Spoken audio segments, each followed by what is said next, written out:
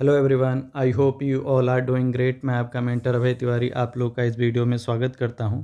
आज हम लोग मंथली मैगजीन का एनालिसिस करेंगे। इसमें आज का एजेंडा ये होगा कि हम लोगों को मंथली मैगजीन क्यों पढ़ना चाहिए और कैसे पढ़ना चाहिए। दो मेन क्वेश्चन होंगे, ठीक है। तो पहला क्वेश्चन ये है कि क्यों पढ़ना है। तो जैसे हम लोग डेली न्यूज़पेपर पढ़ रहे हैं या कहीं से भी वीडियो देख रहे होते हैं, लेकिन हम उसका ना नोट्स नहीं बना रहे होते हैं, ठीक है। आप लोग नोट्स नहीं बना रहे होते हैं, फिर उसका रिवीजन नहीं होता है, क्योंकि एंड ऑफ द डे या आपके पास मंथ के एंड में, वीक के एंड में कुछ आपके पास नोट्स नहीं होता, ठीक। तो आप लोग उसका रिवीजन नहीं कर पाते हैं, और जो चीज़ आप लोग रिवाइज ना कर पाएँ उसका यूपीएससी में पढ़ने का कोई सेंस नहीं है, क्योंकि आप रिकॉल नहीं कर पाएंगे, ठीक है। तो आपके पास, जिसके पास भी प्रॉपर नोट्स नहीं है करंट अफेयर का, उसके लिए मंथली मैगजीन बहुत ज़्यादा इंपॉर्टेंट हो जाता है। क्यों? मंथली मैगजीन को बनाते कौन है, ठीक है। कोचिंग उसके पीछे रिसर्च एंड डेवलपमेंट टीम लगी होती है प्रॉपर, कि कैसे करंट अफेयर को स्टैटिक के साथ, ठीक है, ऐड करके दिया जाए। तो इतना ना इंडिविजुअल लेवल पे नोट्स बनाना बहुत ज़्यादा हेक्टिक होता है, प्लस टाइम कंज्यूमिंग होता है। तो जब कोचिंग वाले ये करके दे रहे हैं तो हमको इससे फ़ायदा लेना चाहिए, ठीक। तो मैं इस एनालिसिस में ये बताऊंगा कि कैसे आपको ये रीड करना है, ठीक है। कैसे आपको रीड करना है, प्री के लिए कैसे पढ़ना है, मेंस के लिए कैसे पढ़ना है, प्लस इसके साथ करंट अफेयर के साथ हम स्टैटिक को कैसे लिंक करें, हम खुद के लेवल पे कैसे अपना रिवीजन करें, ठीक है। अगर आप लोग करंट अफेयर को स्टैटिक के साथ लिंक करके रिवीजन करेंगे ना, तो बहुत ज़्यादा सही रहेगा, मतलब बहुत ज़्यादा आउटपुट इसका होगा, ठीक है। तो मैं 2-3 आर्टिकल लेके आपको दिखाऊंगा कि कौन सा प्री के लिए पढ़ना चाहिए, कैसे पढ़ना चाहिए, मेंस के लिए कैसा पढ़ना चाहिए, ठीक है। स्टार्ट करते हैं हम लोग। तो देखिए, सबसे पहले ना आपको कंटेंट पे नहीं चले जाना है कि डायरेक्ट हम कंटेंट पढ़ने लगें। मेरा एक सजेशन होगा कि एक आप लोग रफ कॉपी लीजिए या ब्लैंक पेज लीजिए, ठीक है, और इंडेक्स पे आ जाइए, ठीक। इंडेक्स पे क्या कीजिए, जैसे कि टॉपिक्स लिखे हों तो टॉपिक्स को एक बार पढ़िए। जैसे आपका एजेंडा है कि आज 10 पेज मुझे पढ़ना है, ठीक है, 10 या 20 पेज। तो आप पहले ना इंडेक्स से पता कीजिए क्या क्या आप टॉपिक पढ़े हुए हैं। लाइक आयरन एज साइट है, ठीक है, एनसीआरबी रिपोर्ट है, मल्टी डायमेंशनल पॉवर्टी इंडेक्स है। तो ट्राई कीजिए आपको आयरन एज के बारे में क्या पता है, रिकॉल करने की कोशिश कीजिए। आयरन एज वैदिक पीरियड से रिलेटेड है, ठीक है, वैदिक पीरियड, उसमें भी लेटर वैदिक पीरियड से रिलेटेड है, ठीक। आयरन एज है तो उसी तरह हमारा कॉपर एज था, ठीक है, कॉपर एज। उसके बाद क्या आया, ब्रॉन्ज एज आया, फिर उसके बाद आयरन एज आया, ठीक है। तो आपको ना ये क्रोनोलॉजी, तो ये मतलब मेरे कहने का मतलब ये है कि जैसे कि आप इंडेक्स में ही टॉपिक देख रहे हैं, तो ट्राई कीजिए एक्टिव रिकॉल करने की, कि आपको इससे रिलेटेड क्या नॉलेज है अभी तक, क्लियर है। इससे ये थोड़ा लगेगा ना कि आप लोग अपने माइंड पर जोर देंगे, ठीक है, ट्राई करेंगे कुछ रिकॉल करने का, और जब आप लोग पढ़ेंगे तो अच्छे से रिटेन रहेगा आपका, ठीक है, रिटेंशन पावर बढ़ जाएगा, ठीक। इसी तरह एक मल्टी डायमेंशनल पॉवर्टी इंडेक्स, ये जस्ट एक बता रहा हूँ कि आपको क्या करना है मैगजीन पढ़ने से पहले। तो मल्टी डायमेंशनल पॉवर्टी इंडेक्स, तो आपको क्या दिमाग में आना चाहिए कि क्या होता है, कौन रिलीज़ करता है, ठीक है, एनुअली आता है या 2 साल में एक बार आता है, क्या आता है, ठीक, इसके क्या क्या इंडिकेटर्स होते हैं, ये सारी चीज़ें आपको पता होनी चाहिए। याद हो तो कोई बात नहीं, नहीं याद हो तो कोई बात नहीं, हम लोग तो पढ़ ही रहे हैं, पढ़ेंगे ही, ठीक है। अब स्टार्ट करते हैं हम लोग कि कैसे पढ़ना चाहिए। तो इसी तरह आप सारे इंडेक्स के सारे टॉपिक्स को याद करने की कोशिश करेंगे। मुझे पता है आधे घंटे लग जाएंगे एटलीस्ट, ठीक है, 30 to 40 मिनट लग जाएंगे, लेकिन वर्थ इट होगा, ठीक है, बिलीव कीजिए कि वर्थ इट होगा ये। स्टार्ट करते हैं। हाँ, देखिए, एक और चीज़ है, कई लोग बोलते हैं कि सर स्टार्ट तो करते हैं मैगजीन, लेकिन कंप्लीट नहीं कर पाते। क्यों? क्योंकि जब मैगजीन मिलता है या नया ख़रीद के लाते हैं तो 1 दिन 2 दिन पढ़ते हैं, उसके बाद साइड में रख देते हैं, अपने स्टैटिक वाले पार्ट में बिजी हो जाते हैं। तो ऐसा नहीं करना है आपको। क्या करना है, डेली का 1 से 2 घंटे आपको अलॉट कर देना है कि इसमें करंट अफेयर पढ़ना है। और सिर्फ करंट अफेयर नहीं, मैं बताऊंगा कि स्टैटिक से कैसे लिंक कीजिए आप लोग, ठीक है।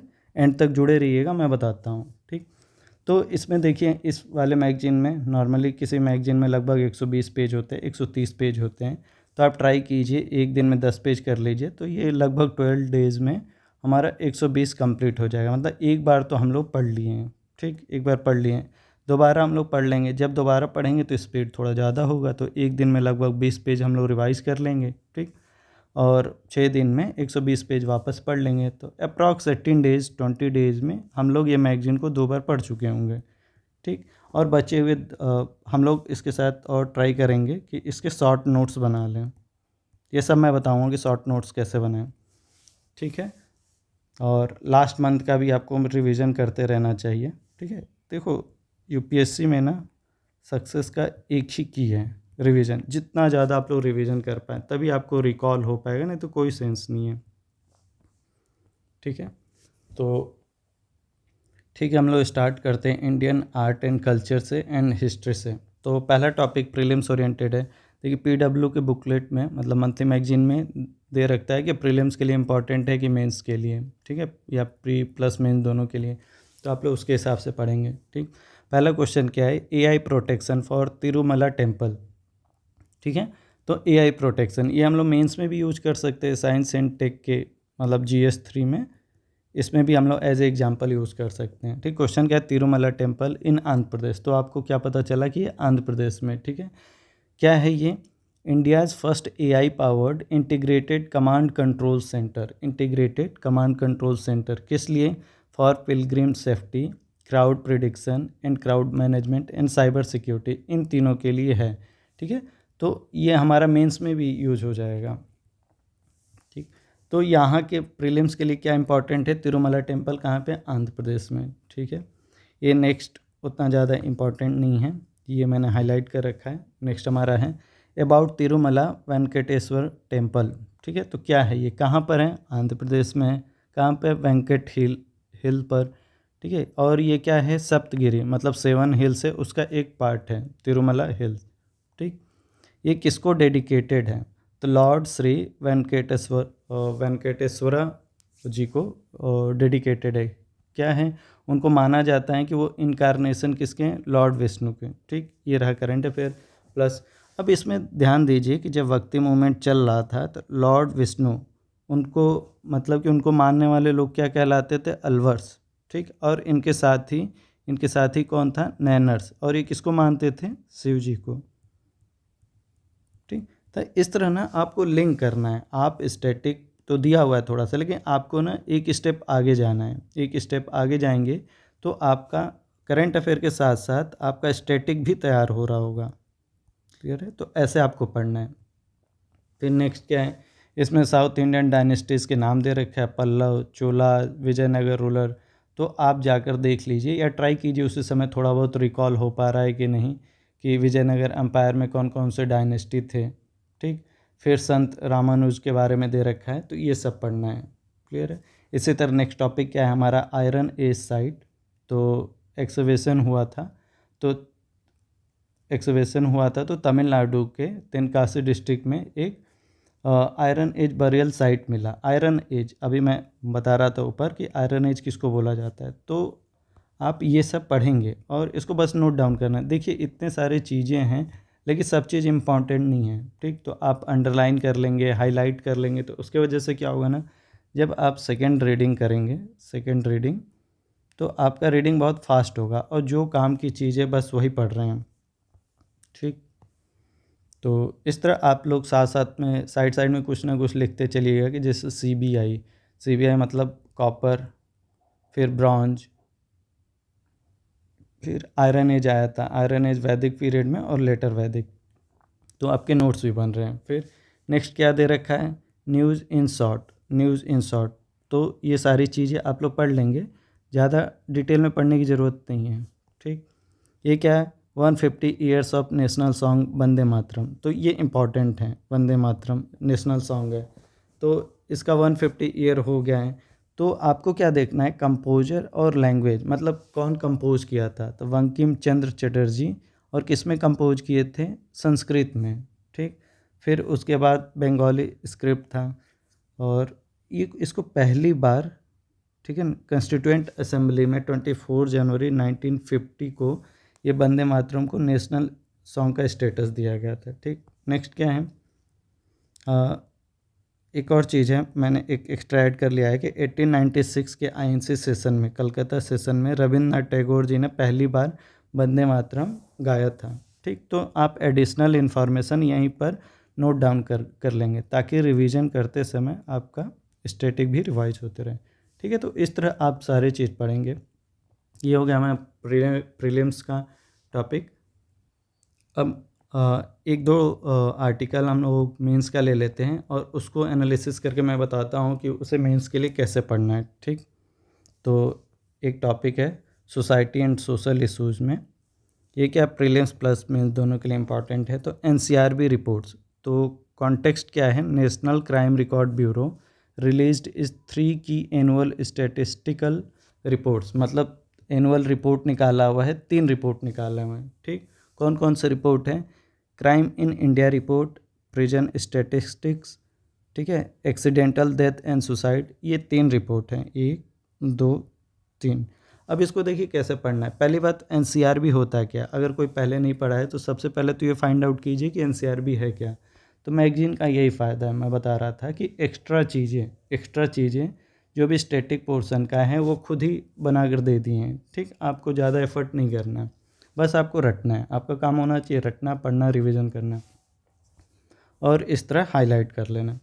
ठीक है, तो हम लोग देखते हैं एनसीआरबी के बारे में। ठीक है ना, फॉर्म्ड इन 1986 में बना था और किसके अंडर है, under ministry of home affair. ठीक, और किसके रिकमेंडेशन से बना था, तो टंडन कमेटी और नेशनल पुलिस कमीशन 1977-1981 में ये बना था, उसके रिकमेंडेशन से एनसीआरबी बना। ठीक, और इसका काम क्या है, collecting, analysing and maintaining crime data. ठीक है, मतलब क्राइम से रिलेटेड जो भी डेटा है उसको कलेक्ट करना है, एनालाइज करना और इसका रिकॉर्ड रखना है। इसका हेडक्वार्टर क्या है, न्यू दिल्ली में। ठीक, और ये क्या क्या रिपोर्ट निकालते हैं, जैसे 3 रिपोर्ट हम लोग यहाँ पे पढ़े हैं। तो क्राइम्स इन इंडिया एक रिपोर्ट, एक्सीडेंट एंड सुसाइड से related data second report, and prison से रिलेटेड तो 3 रिपोर्ट। तो ये 3 रिपोर्ट निकालते हैं। ये स्टेटमेंट बेस्ड क्वेश्चन आ सकता है। ठीक, तो एक और चीज़ ध्यान रखिएगा, जब भी आप ऑर्गेनाइजेशन पढ़ें, ठीक है, तो उसको देखिएगा वो क्या कॉन्स्टिट्यूशनल बॉडी है, ठीक है, या नॉन कॉन्स्टिट्यूशनल है, ठीक है, या एक्ट के थ्रू स्टैट्यूटरी है कि एक्ट के थ्रू बनाया गया था। तो ये सब देखना है, क्योंकि आप PYQ देखेंगे तो उसमें पता रहता है, उसमें क्वेश्चन पूछा गया है कि ये कॉन्स्टिट्यूशनल बॉडी है कि नहीं है। ठीक, अब देखिए आपको कैसे पढ़ना है। तो पहली बात तो ये 3 रिपोर्ट निकालते हैं। ठीक, तीनों रिपोर्ट में क्या है, ये ओल्डेस्ट है, क्राइम्स इन इंडिया। ठीक है, तो अलग अलग चीज़ों का रिकॉर्ड रखते हैं, जैसे कितने क्राइम हुए, कितने केसेस हुए, कितने अरेस्ट हुए। ठीक है, प्रिजन से रिलेटेड, प्रिजन के इंफ्रास्ट्रक्चर से रिलेटेड ये सारे डेटा हैं। अब देखिए ये क्या है, मेंस में बहुत ज़्यादा इंपॉर्टेंट टॉपिक है। ठीक, क्योंकि सोशल जस्टिस, सोसाइटी जब आप लोग पढ़ेंगे और उसमें डेटा की ज़रूरत पड़ेगी। ठीक, तो आप लोग यहाँ से डेटा उठाएंगे। ठीक, तो एक बात ध्यान रखिए कि डेटा भी हमें वही याद रखना है जो हम लॉन्ग टाइम तक उसे रिटेन कर पाएँ। वो सारे डेटा आपको रटने की ज़रूरत नहीं है जो आप लॉन्ग टर्म तक रिटेन नहीं कर पाएँ। ठीक, तो इसको ईजी कीजिए आप लोग डेटा को। लाइक पहला क्या है, ओवरऑल क्राइम क्या हुआ है, इंक्रीज हुआ है। ठीक, इस बात का ध्यान रखिए, राइज फ्रॉम 2022। तो आप परसेंटेज में डेटा याद करना बहुत आसान होता है कि परसेंटेज में कि अप्रॉक्स 7% या मोर देन 7% इंक्रीज हो गया। तो ये आप डेटा याद कर सकते हैं, इसको याद कर लीजिएगा, लिख लीजिएगा। ठीक, फिर क्या है कि पर लाख पॉपुलेशन में 448.3, तो ये याद करने से बेटर है कि आप अप्रॉक्स 450 क्राइम होते हैं किस में, 1 लाख पॉपुलेशन में। ठीक है, आप डेटा को अप्रॉक्स करके रखिए तो आसानी से याद होगा। अगर बिल्कुल पॉइंट तक याद करने की कोशिश करेंगे तो याद नहीं होगा। अब हुआ है, मतलब पहले 422 था, अब उससे 450 हो गया है 2022 में। ठीक है, मैं अभी बताऊंगा कि रिप्रेजेंटेशन भी कैसे होता है। ठीक है, डेटा को कैसे रिप्रेजेंट करें। जैसे आपको यहाँ पे याद करना है तो आप ना इस वाले डेटा को रिप्रेजेंट कर सकते हैं कैसे। मान लीजिए आप ग्राफ बनाते हैं ऐसे। ठीक, फिर यहाँ पे शो करते हैं कि 2022 में कितना था, 422 केसेस पर लाख। ठीक है, और यहाँ पे अप्रॉक्स 450 हो गया है। तो ये आप शो कर रहे हैं। जब भी आप ग्राफ के फॉर्म में डेटा शो करेंगे तो उसका इम्पैक्ट बहुत ज़्यादा होगा, ठीक है ना, इससे ज़्यादा होगा, इस बात का ध्यान रखिए। दूसरा डेटा क्या है? दूसरा डेटा क्या है? ऑन एन एवरेज 5 सेकंड में एक क्राइम होता है। तो आप ये इंट्रो के लिए बहुत ज़्यादा इंपॉर्टेंट है, आप लोग इंट्रो में इसको अच्छे से यूज़ कर सकते हैं, ठीक। इसमें बहुत सारे और हैं, जैसे चेंजिंग पैटर्न, क्या पैटर्न चेंज हो रहा है। तो जो भी ट्रेडिशनल वायलेंट क्राइम्स है like murder, rape, dowry death, attempt to rape, तो ये ना डिक्लाइन हो रहे हैं। जो भी ट्रेडिशनल क्राइम है वो डिक्लाइन हो रहा है, लेकिन इस बात का ध्यान रखिए, लेकिन साइबर क्राइम, ठीक है ना, अर्बन क्राइम्स, ठीक है, और ये सारे चीज़ क्या हो रहे हैं? सर्ज हो रहे हैं, मतलब इंक्रीज हो रहा है। आप लोग सुनते होंगे कि साइबर क्राइम्स बहुत ज़्यादा बढ़ रहे हैं, ठीक है, फ्रॉड्स बढ़ रहे हैं। तो अब इसका डेटा याद कर लीजिए एक, कि इंडिया में 31.2% इंक्रीज हो गया साइबर क्राइम 2023 में, ठीक है। तो ये भी अगर साइबर सिक्योरिटी से रिलेटेड कोई क्वेश्चन आया तो उसके इंट्रो में बहुत ज़्यादा यूज आएगा। आप लोग एक प्रॉपर इंट्रो बन जाएगा आपका, ठीक। नेक्स्ट क्या है? मेट्रोपॉलिटन सिटीज़ में क्राइम बढ़ गया। अब देखिए डेटा मत याद कीजिए, ये डेटा ना किसी काम का नहीं, मतलब काम का है लेकिन आप लॉन्ग टर्म में याद नहीं कर पाएंगे। तो बस इतना ध्यान रखिए कि इंक्रीज हुआ है कि डिक्रीज हुआ है, इंक्रीज हुआ है कि डिक्रीज हुआ, बस यही ध्यान रखिए। और जो इंपॉर्टेंट डेटा है जो मैं बताया हूँ वो 2-3 याद कर लीजिए, ठीक। फिर क्या है? अब देखिए अलग अलग चीज़ क्राइम में भी देखा गया है कि वल्नरेबल सेक्शन। तो एक और चीज़ ध्यान रखिए, जब आपका हेडिंग लगा हुआ है कि क्राइम अगेंस्ट वल्नरेबल सेक्शन, तो आप लोग पहले ट्राई करेंगे को खुद से याद करने की कि वल्नरेबल सेक्शन में आता क्या है, वल्नरेबल सेक्शन में कौन कौन आता है। तो विमेन आती हैं, ठीक है, S T S C, children, ठीक है, ओल्ड एज पॉपुलेशन, ठीक, और बाकी जो भी मार्जिनलाइज्ड कम्युनिटी हैं वो सब आते हैं वल्नरेबल सेक्शन में, ठीक। तो ये आप याद करने की कोशिश करेंगे। विमेन के अगेंस्ट क्राइम क्या हुआ है? मार्जिनली इंक्रीज हुआ है, ठीक। और उसमें मैक्सिमम क्या है? डोमेस्टिक क्रूएलिटी, ये सबसे ज़्यादा डोमिनेट करता है। तो आप ये डेटा याद कर सकते हैं, ठीक। एस टी एस सी से भी रिलेटेड क्या हुआ है? एससी पॉपुलेशन में तो थोड़ा सा इंक्रीज हुआ है, मार्जिनल, लेकिन एसटी से रिलेटेड केसेस ये देखिए 28.8% इंक्रीज हुआ है, ठीक, 28। अब 28.8% याद करना मुश्किल है, लेकिन इसको अप्रॉक्स 29% याद कर लीजिए, ठीक है, या सिर्फ 28% याद कर लीजिए, जो भी आपको ईजी लगे, ठीक। ठीक है, तो अब चिल्ड्रन के अगेंस्ट क्या है? केसेस इंक्रीज हुए हैं, कितना परसेंटेज से इंक्रीज हुआ है? 9.2।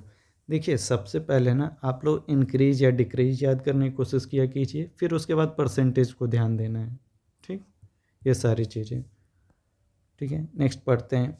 फिर इसी तरह आप लोग क्या करेंगे ना, ये मैं बताना चाह रहा हूँ कि इसके थ्रू ऐसे आपको पढ़ना है, क्लियर है।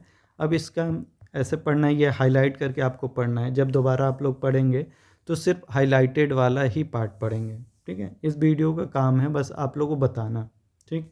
तो आपके ये सारे चीज़ आपके प्री का भी हो जाएगा प्लस मेंस का भी, ठीक। अब देखिए इस मैगजीन में एक और अच्छी बात है, लास्ट में आपके ना ये दिया हुआ है, टेस्ट योरसेल्फ, एमसीक्यू दिया हुआ है। तो आपको ना ये भी अटेम्प्ट करना चाहिए, ठीक है। ये आप अटेम्प्ट करेंगे तो आपका एक और बार रिवीजन हो जाएगा मैगजीन का। प्लस ये सब आपके मैप बेस्ड क्वेश्चन भी दिए रहते हैं, प्लेसेस से न्यूज़, तो इनको भी पढ़ना चाहिए। तो मैगजीन में मैं बस ये बताना चाहता हूँ कि आप लोगों को मैगजीन, मंथली मैगजीन पढ़ना चाहिए और उसके बाद उसका शॉर्ट नोट्स बनाना चाहिए, ठीक है। दूसरी बार जब आप पढ़ेंगे तो उसका शॉर्ट नोट्स बनाइए और उसको रिवीजन करते रहिए। जितना ज़्यादा रिवीजन करेंगे उतना ज़्यादा बेटर है, ठीक। अब देखिए इसको नोट्स बनाना है तो कैसे बनाएंगे आप लोग, एक बार मैं बता देता हूँ। आप लोग खाली एक पेज लेंगे, ठीक, उसमें लिखेंगे एनसीआरबी, ठीक, एनसीआरबी कब बना था यहाँ पे लिख लेंगे। फिर 3 रिपोर्ट निकालते हैं एनसीआरबी, एक क्राइम से रिलेटेड, एक प्रिजन से रिलेटेड, एक एक्सीडेंटल डेथ एंड सुसाइड से रिलेटेड। अब क्राइम से रिलेटेड, वीमेन से रिलेटेड थोड़ा डेटा याद कर लीजिए, चिल्ड्रन से रिलेटेड थोड़ा डेटा याद कर लीजिए, एसटी एससी से रिलेटेड थोड़ा डेटा याद कर लीजिए, प्रिजन्स में क्या क्या इशूज़ हैं वह आप पढ़ेंगे तो उसमें भी। तो इसको 1 पेजर नोट में कन्वर्ट कर दीजिए, ठीक है। जो भी ये सेकेंड टाइम करना है, फर्स्ट टाइम नहीं करना है, सेकेंड टाइम में आप 1 पेजर नोट्स में कन्वर्ट कर दीजिए, ठीक है। तो ऐसे आपको पढ़ना है और डेटा को ट्राई कीजिएगा ग्राफ में इंक्लूड करने का, जैसे मैं बता रहा था, ठीक। वो 422 पर लाख, ठीक, और वो इंक्रीज होके अप्रॉक्स 450 क्राइम्स पर लाख पॉपुलेशन हो गया था, ठीक है। ये 2022 में था और ये 2023 में था, ठीक है। ठीक, एक और डेटा क्या था कि हर 5 सेकेंड में एक क्राइम हो रहा है, 1 क्राइम पर 5 सेकेंड, ठीक है। देखो ये सारे डेटा ना इंट्रो के लिए बहुत ज़्यादा इंपॉर्टेंट है, ये बॉडी में आप यूज़ कर सकते हैं। तो सिंपल एक लाइन का डेटा लिखने से अच्छा ऐसा ग्राफ बनाइए, वो ज़्यादा इम्पैक्टफुल रहेगा, ठीक है। तो ऐसे आपको पढ़ना है। आई होप आप लोग को ये पसंद आया हो। अगर आप लोग चाहते हैं कि ये मैं पूरे मतलब कि पूरा मंथली मैगजीन कराऊं, तो आप लोग कमेंट सेक्शन में मेंशन कर दीजिएगा, मैं ट्राई करूंगा और टाइम मिलेगा तो पूरा मंथली मैगजीन करा दूंगा, हाईलाइट करा दूंगा, प्लस पढ़ा भी दूंगा, ताकि आप लोग खुद से तो पढ़िए ही और उसको एक बार पढ़ने के बाद रिवीजन हो जाएगा, ठीक है। Thank you very much last तक सुनने के लिए। हम लोग फिर से मिलते हैं नेक्स्ट वीडियो में।